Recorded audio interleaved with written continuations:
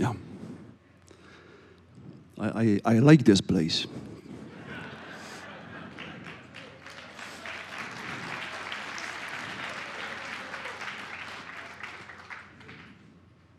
This morning I took part in the campus tour, and I was touched by the fact that Hillsdale College, that this institute, stayed loyal to what I consider to be the original virtue a college or a university should represent in a society. A virtue which I believe boils down to something like openness of mind, truthfulness. A university should be a place where truth can be born and reborn time and time again. A place where truth-telling can happen, and maybe in particular this kind of truth-telling that antique Greek culture indicated by the term of techne, a kind of expert speech, a kind of expert knowledge, which transcends rational thinking, which transcends rational knowledge. That was the most defining characteristic of what the ancient Greeks considered real expertise. Real expertise transcends rational knowledge. You develop real expertise, real knowledge, when you study an object for a long time in a rational way and then move to the next stage, to the stage where you start to resonate with the object, where you start to develop a feel with the object. That was the kind of knowledge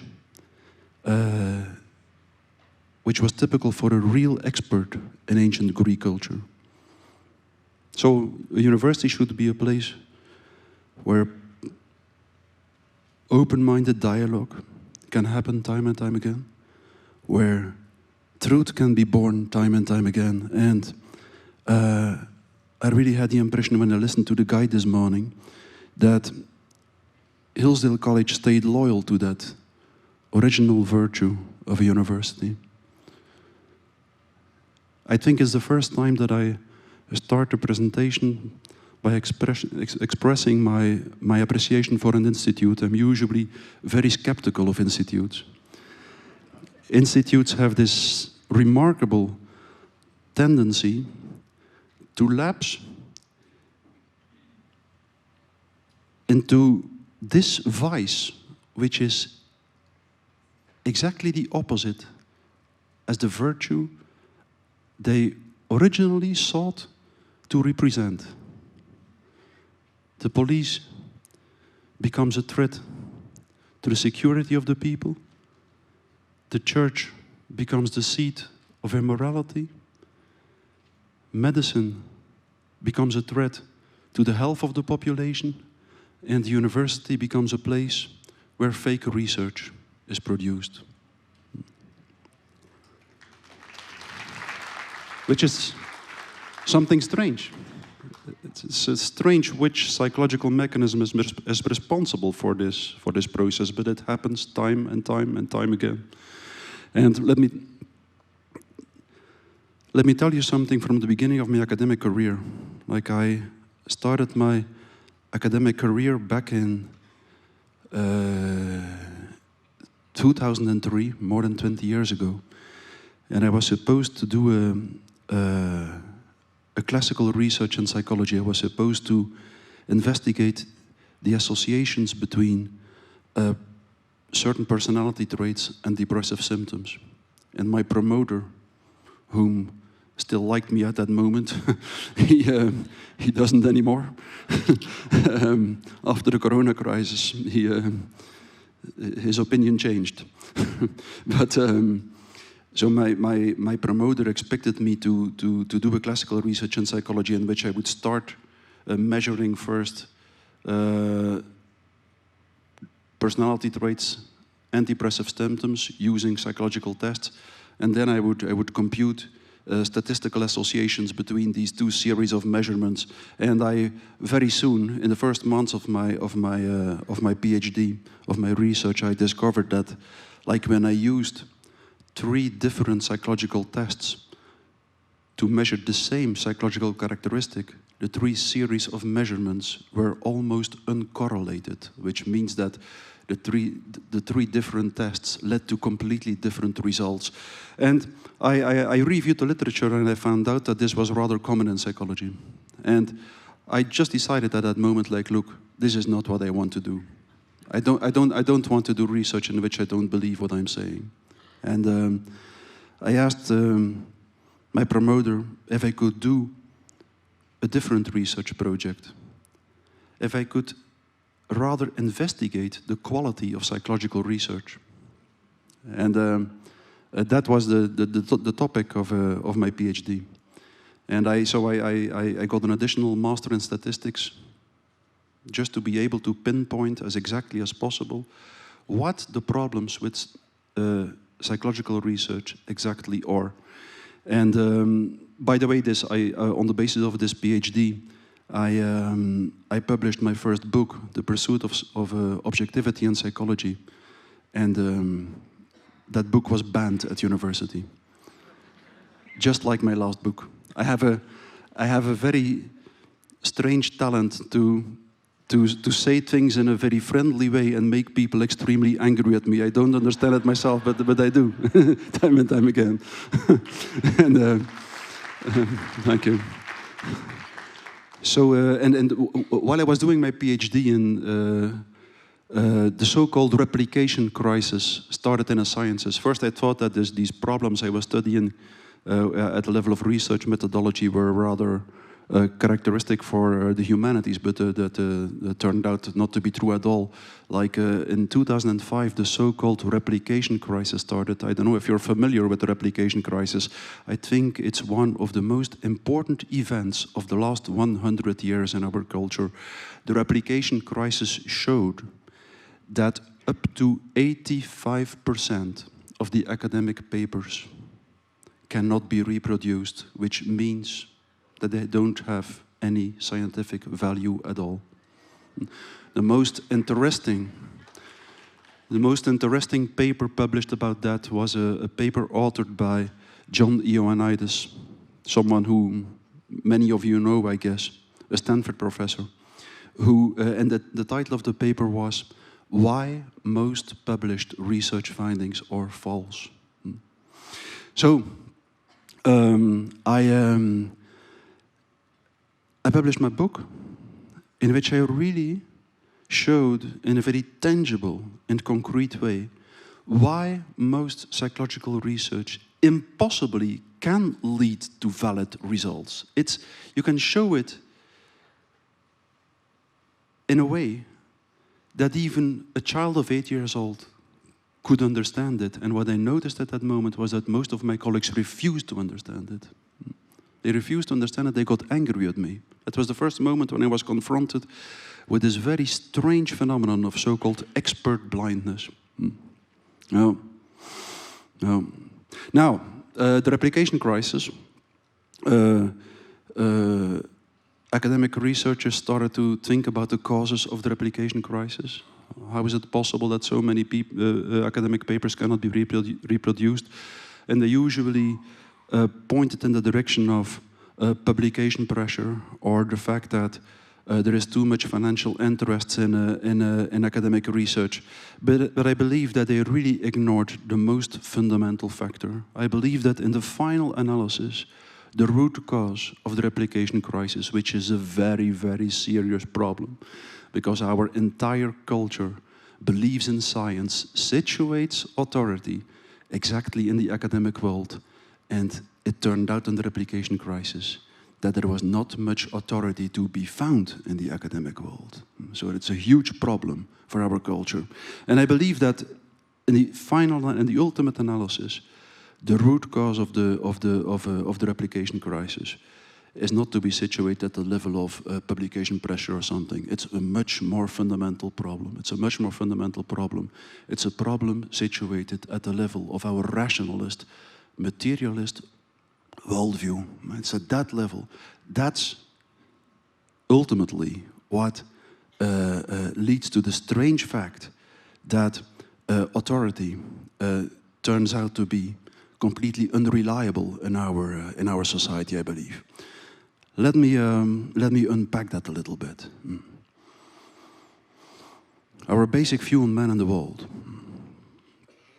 is the materialist, rationalist view on man and the world. Like some centuries ago, in the beginning of the 17th century, let's say, the religious view on man and the world was replaced by what I often refer to as the mechanist or rationalist, materialist view on man and the world. That means a worldview in which the entire universe is considered to be a large machine, a set of elementary particles, atoms and molecules, which all interact with each other according to the laws of mechanics, and most importantly, a view in which this large machine can be understood completely in a rational way. So from then on, the most important thing for a human being, or the guiding principle in our society, was no longer an ethical principle. The guiding principle in society was considered to be rational knowledge. As soon as you think about existence, about the universe, as a phenomenon that can be, of which the essence can be grasped in a rational way, you're on your way to technocracy. If the universe really is a machine, then it should not be led by people who are democratically elected or by people with a supreme ethical awareness. No, it should be led by a technical expert, by an engineer who knows the machine. And we are now in the final phase of this rationalist, materialist worldview, the phase in which we are at risk that we lapse into a fully fledged transhumanist, technocratic, globalist, totalitarian system. So it's in this time now that we have to make the analysis, that we have to think about how we can transcend this materialist, mechanist worldview. In a strange way, something that is often overlooked, in a strange way, this rationalist worldview made people lose touch with truth. When the religious view on man and the world was replaced with the scientific view on man and the world, people started to believe that they found the royal way to truth. Observe the world with your eyes. Observe it with your senses. Establish the facts with your eyes. And then establish the relationships between the facts in a rational way. And that's how you arrive at real knowledge. That's the royal way to truth. That was what people started to believe. But in a strange way, exactly the opposite happened. Society lost touch with truth. And we can understand it in many ways. Like when you start to believe that the world that you see with your eyes, the material world, is the real world, the ultimate goal of life changes. In the religious view on man and the world, the ultimate goal of life was to be a good human being. If you were a good human being, you would enter heaven. And otherwise you wouldn't. But as soon as you believe that the material world, the world that you see with your eyes, is the real world, the ultimate goal of life becomes something completely different. The ultimate goal of life, in most cases, becomes to survive in the real world. So life starts to be defined as a struggle to survive. A struggle to survive, a struggle to live as long as possible in this material world. And then, from then on, speaking the truth becomes something only stupid people do. Because speaking the truth, by definition, puts you at risk. Antique Greek culture knew that very well. They said, everyone who speaks the truth puts himself at risk, because there is a good chance that they will hate him. Speaking the truth, by definition, is speaking words that destroy illusions, that penetrate through what I often call the veil of appearances. And everyone, every human being who tries to find his stability in the world of appearances will be angry with you and might even kill you. So that's why, in a strange way, the materialist view on the man and the world very soon led to the fact that people started to consider living up to ethical principles, in particular speaking the truth, to be something that is only done by stupid people.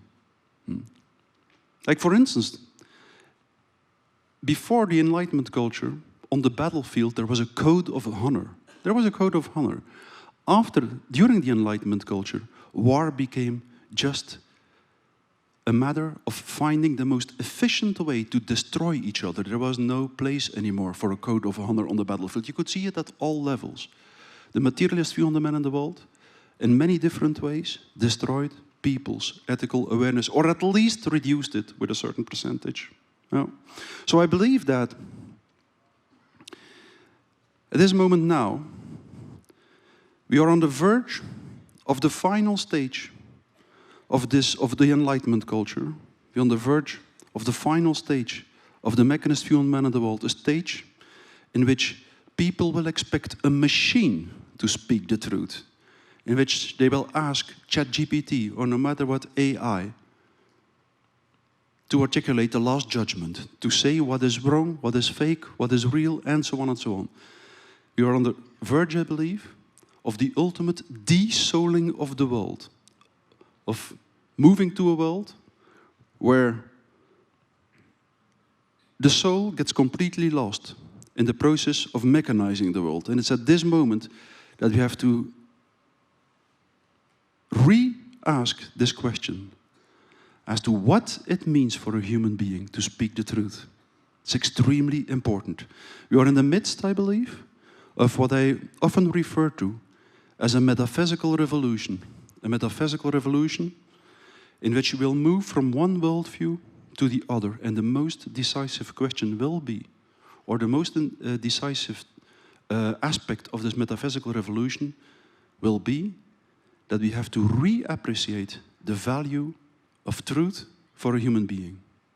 That will be decisive in our culture. So, what does it mean for a human being to speak the truth? Let me take you back to the origin for a moment. Immediately after a child is born, literally, after a few minutes, it can already recognize the voice from its mother from all other voices.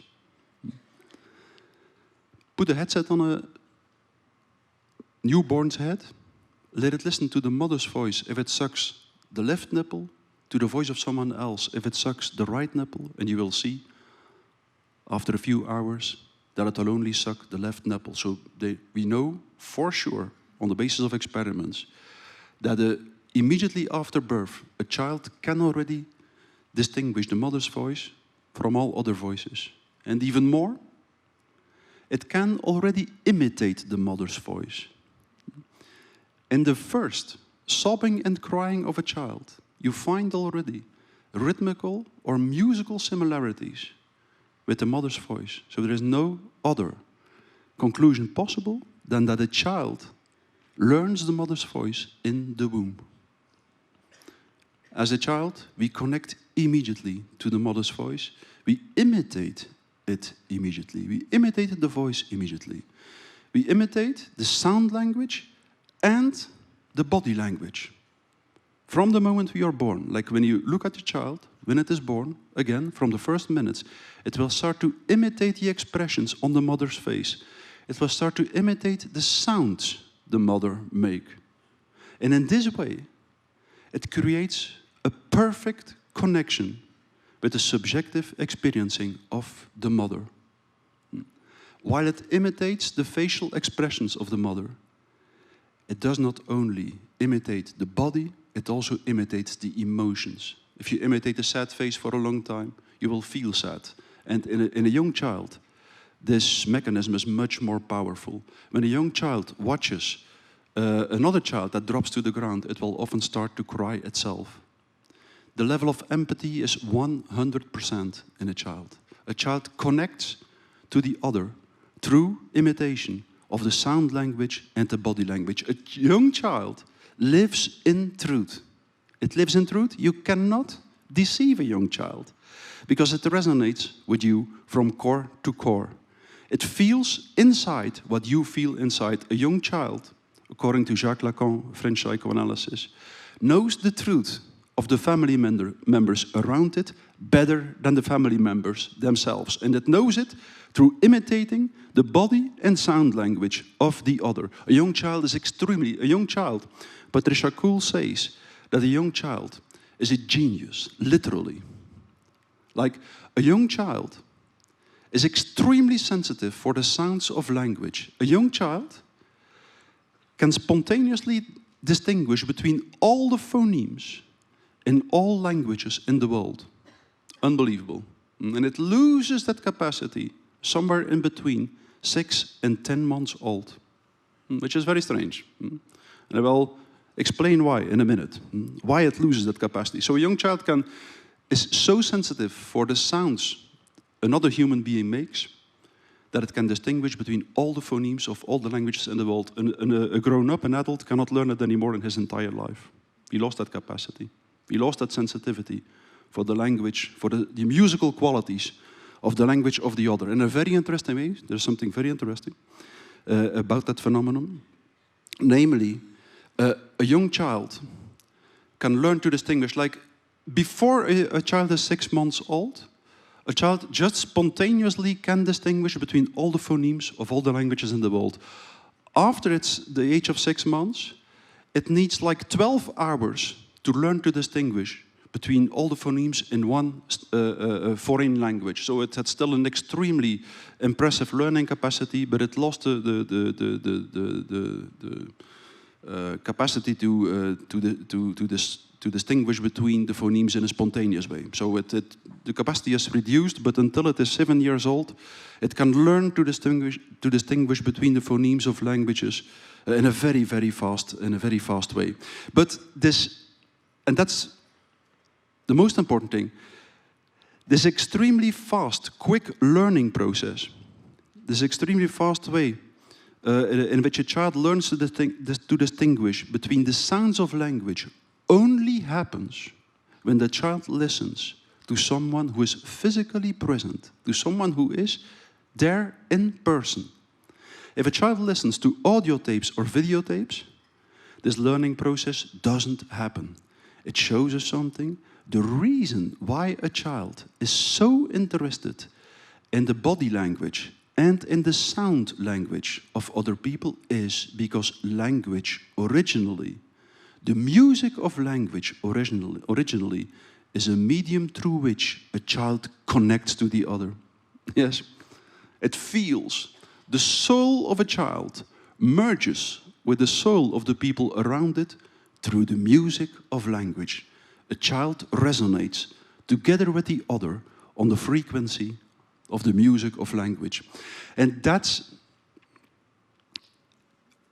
when you understand that the original function of language was not so much the exchange of information, but the creation of a certain connection between two ensouled beings, then you start to understand why the digitalization of conversations is so dramatic for a human being. I don't know if you noticed that, but like during the first lockdown, I had to teach online, sometimes for 8 hours a day. And me and all of my colleagues noticed something strange. We felt exhausted at the end of the day, and we couldn't explain why. Well, exactly because of this. When you're speaking to someone in person, your body constantly connects through resonance with the body of the other. But when you speak in a digital way, then you only connect at the level of information exchange. Technology connects us at the semantic dimension, in the semantic dimension of language.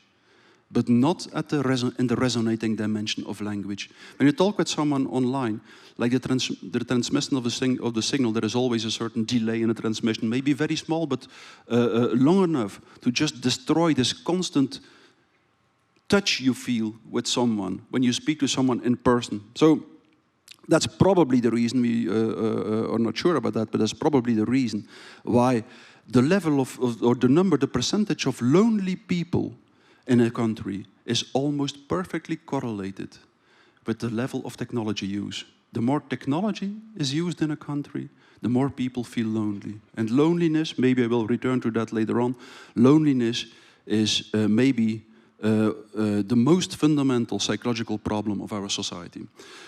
So a young child is not yet into the semantic dimension of language. It doesn't understand the meaning of the words yet, but it resonates. Literally, it vibrates together with the other, which you might represent like this.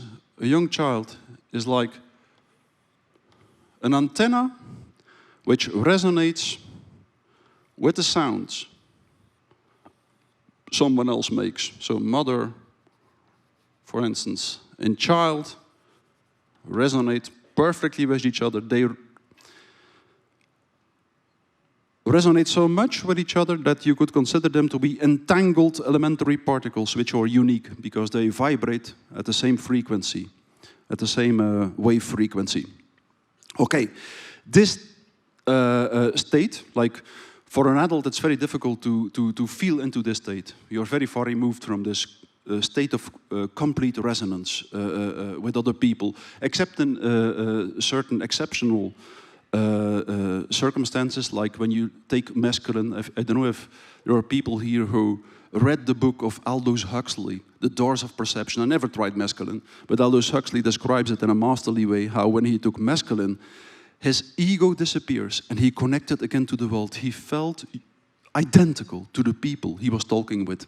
And he said, and the meaning of words is completely irrelevant. You don't care anymore about the semantics of words. Language becomes music again.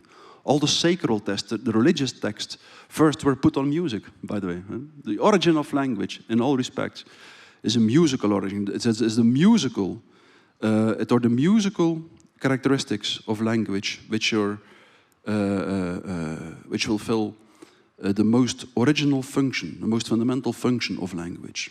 So this state of perfect resonance, disappears somewhere in between 6 and 10 months old. Developmental psychologists usually have a very hard time explaining that, because most of them are not familiar with the so-called mirror stage in the development of a child. Somewhere in between the age of 6 and 9 months old, something very impressive happens in the development of a child. It will recognize itself for the first time in the mirror. And that happens in a very specific situation. Usually, when the child is sitting on the arm of the mother, and the mother points to the mirror and says, "Look, that's you." It's under these circumstances that a child, for the first time, is capable of understanding, of forming a mental image of the global form of its own body. Before that, a child even doesn't know that it is one unity. It doesn't know that. Before the age of 6 to 9 months, a child, just at the mental level, doesn't possess of one global image of its own body. So in between the age of 6 and 9 months old, that changes. At that moment, a child will recognize itself for the first time in a mirror when a mother points to the mirror and says, "Look, that's you." And the child will do something very specific at that moment. It starts to laugh in a very enthusiastic way when it recognizes itself in the mirror. And that's just because, at that moment, a certain tension disappears from the child. From the moment when a child is born, you will see something very specific on the face of a child when it watches the mother's face. You will see a certain question on its face, as if it tries to understand something that it cannot understand, that it cannot grasp. You don't see that in young animals, not at all. And it's related to the fact that a child, unlike an animal, from the first moments of its existence, is uncertain. It's uncertain because of the language it is born in. Human language is different from animal sign systems because animal sign systems, no matter how complex they are, like in dolphins or in whales or in honeybees, for instance, animal sign systems, animal communication systems are always composed of signs which all have the same characteristic. Each sign refers to exactly one thing, always to the same thing.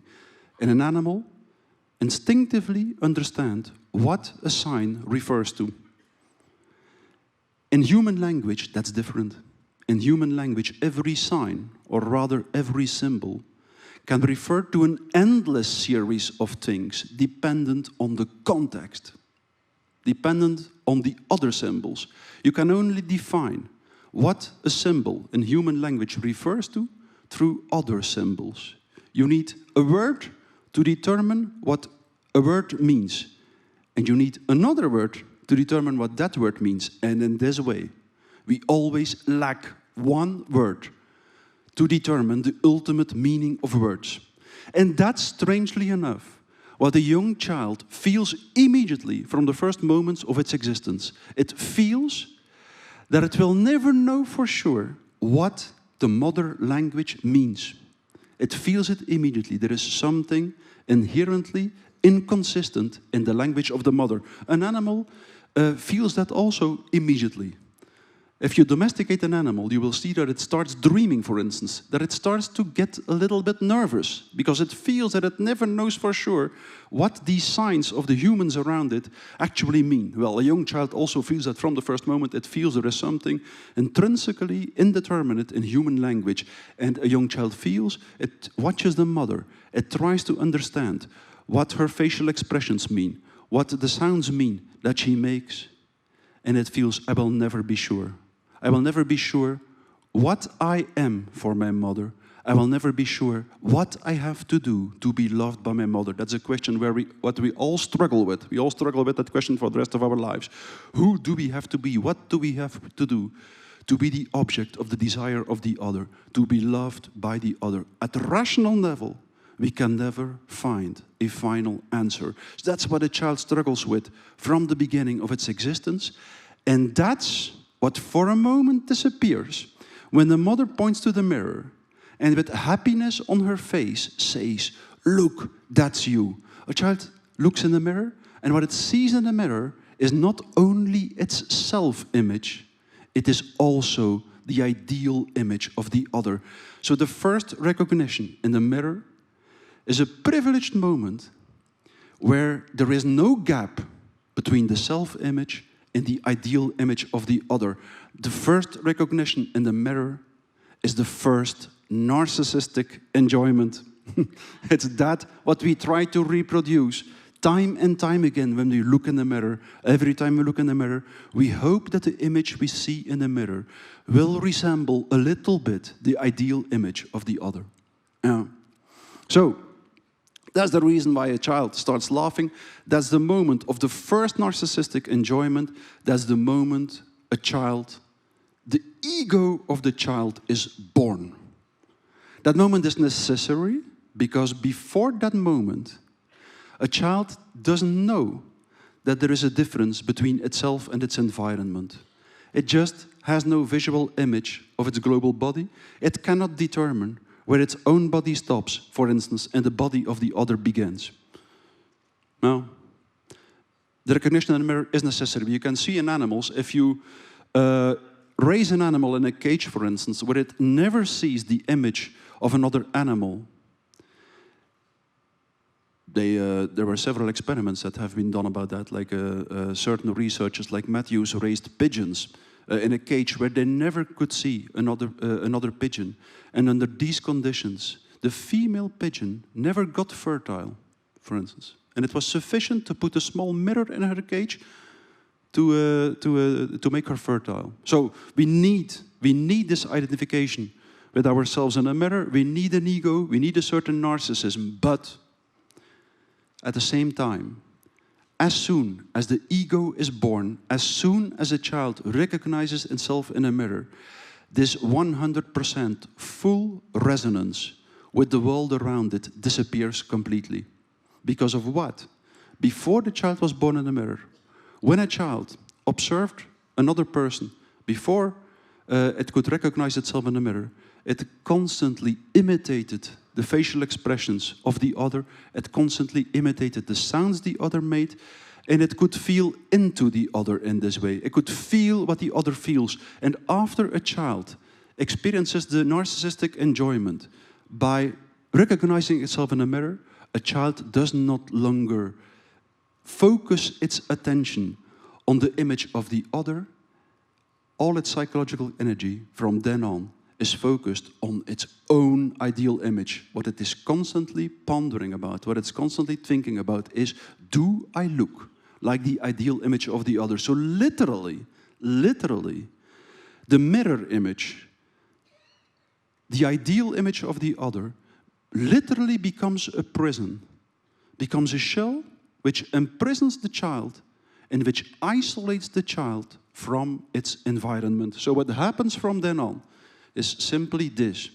This resonating antenna disappears in the global, idealized mirror image, and it slowly, the resonating signal fades, stops to exist, and the connection, the psychological connection with the other stops for 90%, dependent on the strength of the ego.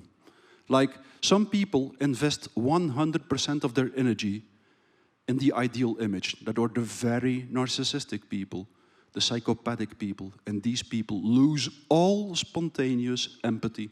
It disappears completely, the spontaneous empathy. The resonating connection disappears completely. So, at the level of our culture,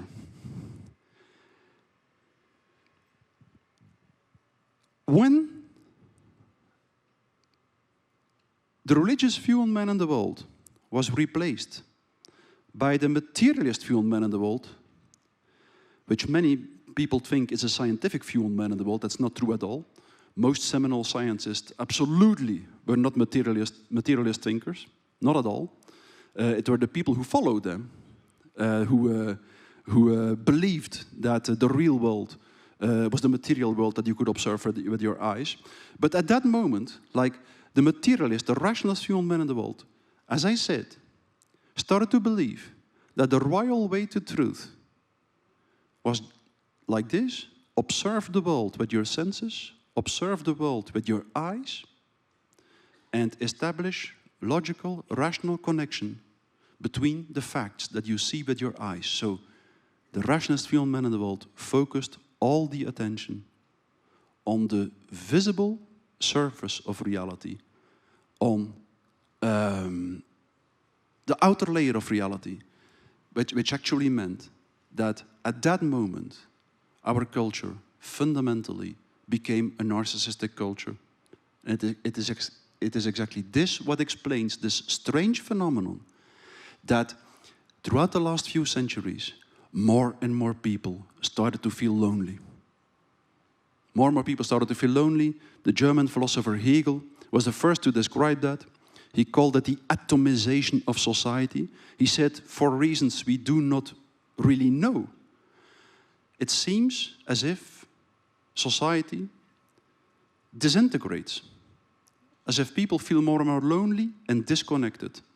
I believe at the most profound level that was associated with the fact that the gaze of the human being was directed outwards. Just like the child, the human being started to identify more and more with the visible surface of things, and in this way isolated himself from the human beings around him. It's this phenomenon of the increasing loneliness, which is also responsible for the fact that more and more people started to feel that life is without purpose. As soon as a human being feels isolated and lonely, it will typically lose this, the feeling that its life has purpose and meaning, because a human being has a spontaneous experience of purpose and meaning in life every time it sees that it has an effect on the other. And it's that what disappears when a human being feels lonely. Like in the beginning of the 21st century, more than 60% of the people worldwide reported to believe that their job was without any purpose. Some of you might have read the book Bullshit Jobs of David Graeber. It's a wonderful book. That's exactly what he explains there. It is as if more and more people start to struggle with the lack of meaning making and purpose in life.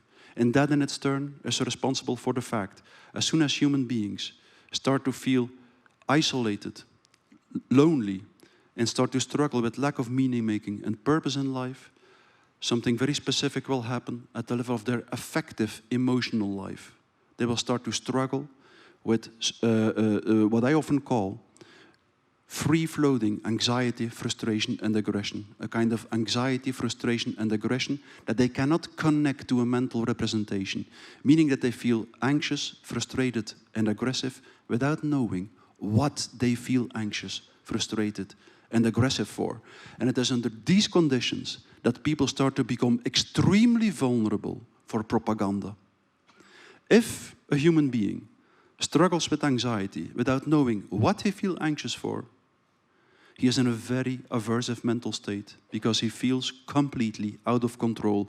If under these conditions, someone distributes a narrative through the mass media indicating an object of anxiety, like a coronavirus, for instance, if someone disseminates through the mass media a narrative indicating an object of anxiety and providing a strategy to deal with that object of anxiety, like the lockdowns, something very specific might happen. All this free-floating anxiety in the population might at once connect with the object of anxiety, and people might be willing to participate in the strategy to deal with the object of anxiety, no matter how absurd that strategy is. That is what happened time and time again throughout the last 200 centuries. That is the mechanism which was responsible for the emergence of the first totalitarian states in history, like Nazi Germany and the Soviet Union. There was a lot of free-floating anxiety. People started to distribute narratives which claimed that the Jews were responsible for everything that went wrong, or that the aristocracy in the Soviet Union was responsible for everything that went wrong. And people were suddenly, in a very strange way, willing to buy into these absurd narratives, no matter what the consequences were. That's the moment, that's the first step of what I often called a mass formation. And the first step of a mass formation, the emergence of a mass, in the first step of a mass formation, people connect all their anxiety to an object of anxiety in a state ideology or in a state narrative. And then in a second step, something very specific happens. In a second step, people start to feel connected again. Because so many people at the same time participate in the strategy to deal with the object of anxiety, people have the feeling that they fight a heroic, collective battle with the object of anxiety, and they don't feel lonely anymore. They feel reconnected. They have the feeling that their life has purpose again. The big battle is the new purpose of life, and they can control their anxiety now and take out their frustration and aggression on the scapegoat. So that is what happens in a mass formation. And this way a mass emerges, and a mass formation has very specific characteristics at the level of individual mental functioning. It makes people completely incapable of taking a critical distance of the narrative they believe in.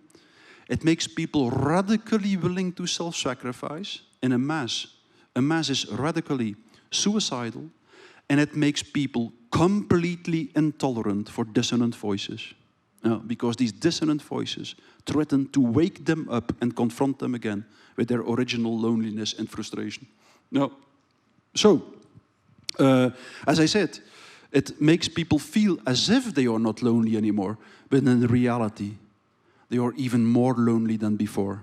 Because a mass, or a crowd, a mass is a group that emerges in a completely different way than a normal group. In a mass, people are not connected. A mass emerges not because individuals are connected to each other. A mass emerges not because individuals love each other. A mass emerges because each individual separately connects to a collective ideal. Yeah. A mass is a group that emerges because each individual connects to a collective ideal. And the longer the mass exists, the more all the love and all the solidarity will be sucked away from the bonds between individuals and will be injected in the bond between the individual and the collective, meaning that in the end, the bond of the individual with the collective ideal is much stronger than even the strongest bonds between individuals. And that is responsible for the fact that if a mass formation lasts for a long time, everyone starts to report everyone to the state because they love the state more than their neighbors, their brothers, their sisters, and their mothers. In a totalitarian state, which is always based on mass formation, that's a big difference with the classical dictatorship. In a totalitarian state, children report their parents to the state, and parents report their children to the state. Now, there's a conversation of me with a woman in Iran about exactly this. She witnessed how a mother reported her son to the state, put the noose around his neck when he was on the scaffold, and when he died, she was proud to receive a medal for heroineship. That's the dramatic end stage in every mass formation. So, a mass formation and totalitarianism is so attractive for a part of the population, usually about 20 to 30%, because it seems to free people from their loneliness. But that is a fake solution. It's a symptomatic solution. In the end, people are even more lonely. No? Now, the real solution, it's clear what the real solution is. The real solution is the reappreciation of truth and sincere speech. You can see it empirically, like Gustave Le Bon in the 19th century described already. If a mass emerges, if this strange mass behavior emerges in a society, there will always be a certain part of the population which is not sensitive to it, which is not vulnerable, which does not participate in a mass formation, which remains awake because mass formation is mass hypnosis. At the psychological level, a mass formation is identical to a mass hypnosis. So there will always be people who are not hypnotized by the voice of the propaganda, for instance. And these people typically, Gustave Le Bon describes that in his famous book, The Psychology of the Masses, these people typically will try to wake up the masses. They will try to show them that there is something wrong with the narrative. And these people typically will be disappointed, Gustave Le Bon said. They will notice that the masses cannot or do not want to wake up. And no matter how irrational the narrative is they believe in, they will just continue to buy into it. But, Gustave Le Bon said, that doesn't mean that their voice has no effect. If these people continue to speak out in a quiet way, they will typically prevent that the mass formation goes to the last stage, where the masses start to become convinced that they have to destroy each and every one that doesn't go along with them. That's a very typical characteristic of the last stage of a mass formation. In the end, the masses are so fanatically convinced of the narrative and of the ideology they believe in that they are convinced that it is their ethical duty to destroy everyone who doesn't go along with them. So at that stage, when there are people who continue to speak out, the masses do not go to this last stage, which is of course crucial. The biggest mistake people can make when confronted with an emerging mass formation or emerging totalitarianism is to go underground and to stop speaking out in public space. History has shown what happens when people do that. In 1930, the resistance stopped to speak out in the Soviet Union. 6 months later, the cruelty started. In 1935, the same happened in Germany. The resistance stopped to speak out in public space. Within 6 months, the cruelty started. Exactly because when there is no dissonant voice anymore, the hypnosis becomes complete and the masses go cruel. That's the major and most important difference with a classical dictatorship is not based on mass formation. In a classical dictatorship, psychological mechanism is very easy. In a classical dictatorship, the population is just scared of a small group of people, the so-called dictatorial regime, and because they are scared of their aggressive potential, they just accept that the small group of people unilaterally imposes its social contract to the population. In a totalitarian state, something completely different happens. In a totalitarian state, there is first a mass formation in which people start to fanatically believe in a propagandized narrative, and then certain leaders seize control, helped by the masses, and establish a new kind of state with a huge secret police, namely this part of the population which is really into the mass formation and is willing to report everyone to the state who doesn't go along with them. So that's the fundamental mechanism of a totalitarian state. Yeah, and that's also responsible for the strange characteristic that in a classical dictatorship, usually when the dictator is in control and can silence the opposition, the dictator usually will mitigate his aggression. He will become milder because he feels in control, and now he will try to convince the population that he will be a good leader for them. In a totalitarian state, exactly the opposite happens. At the moment the totalitarian leaders succeed in silencing the opposition, they fully unleash their aggressive potential. So it's a classical dictatorship is completely different than a totalitarian state in this respect. Now, back to our schedule here, like what actually happens. Like, as I said, when people speak out, the mass formation doesn't go to the ultimate stage. So, sincere speech is like the cure for the symptom of mass formation, and it also takes away the root cause of the mass formation. The root cause of the mass formation, which is loneliness. What sincere speech actually does, in terms of our little figure here, is the following. Speaking sincerely means that you reveal something that is usually hidden behind your outer ideal image. As a human being, every time we can speak out in two ways. We can speak out in such a way that we make other people think, that we embody, that we conform to the ideal image. We can speak in such a way, in a socially conformist way, or we can speak in a sincere way. In this case, we show something that is hidden behind our ideal image. Speaking sincerely means that you do not care about what other people will think about you, that you do not care about social conventions or socially shared ideal images.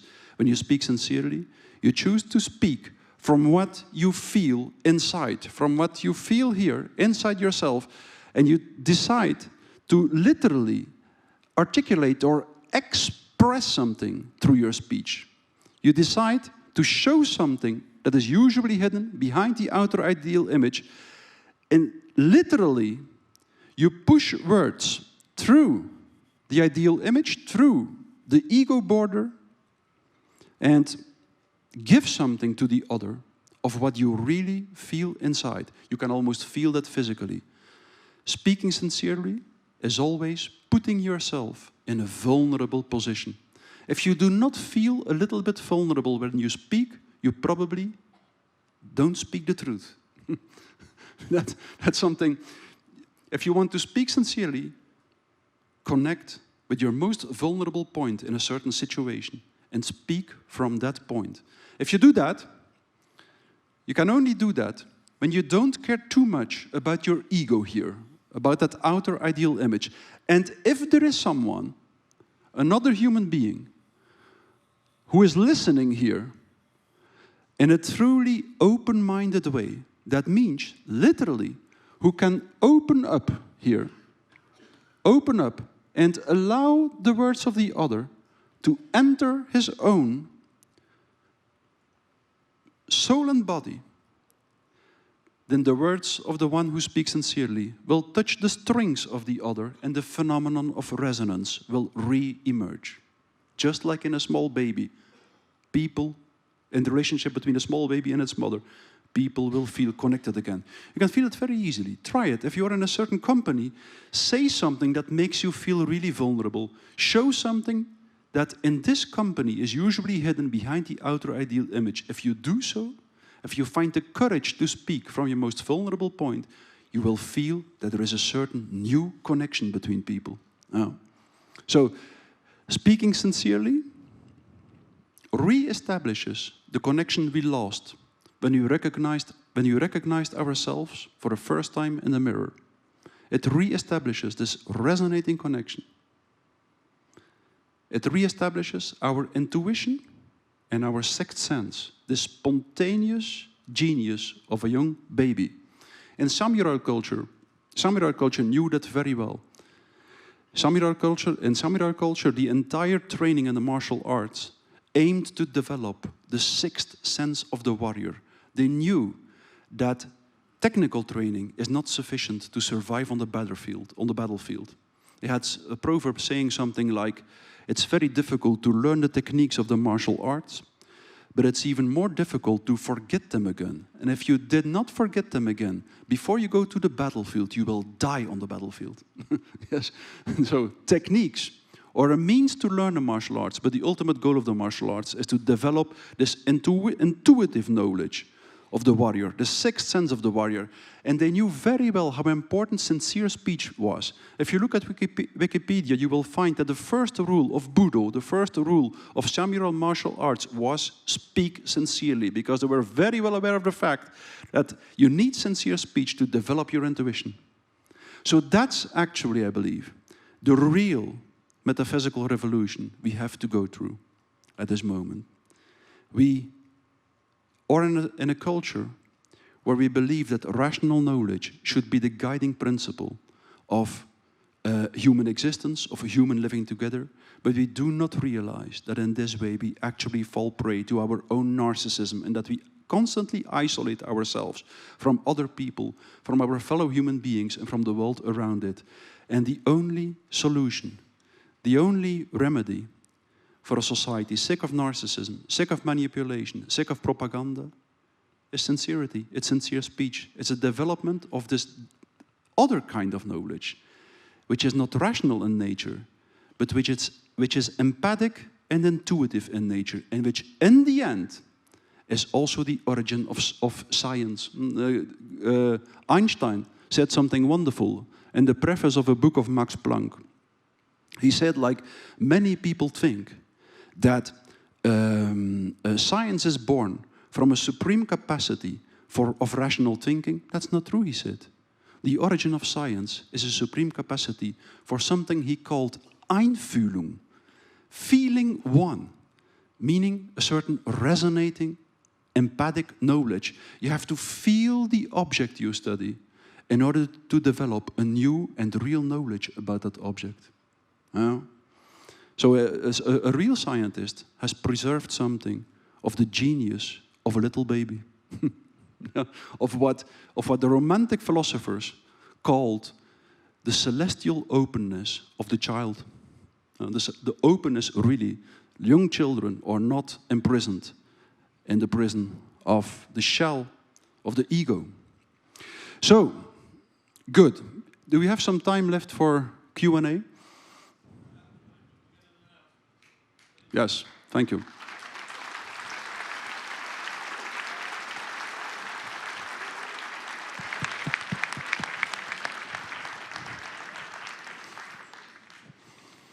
Thank you.